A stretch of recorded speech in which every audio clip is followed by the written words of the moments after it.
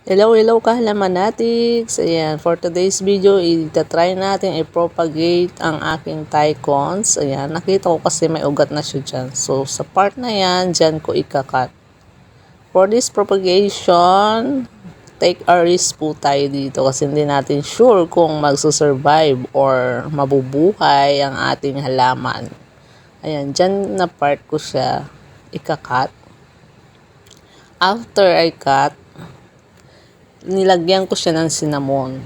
Yan ang nilalagay ko para mas madaling matuyo yung mga sugat ng ating plants. Takot din ang mga dyan, mga langgam sa cinnamon powder.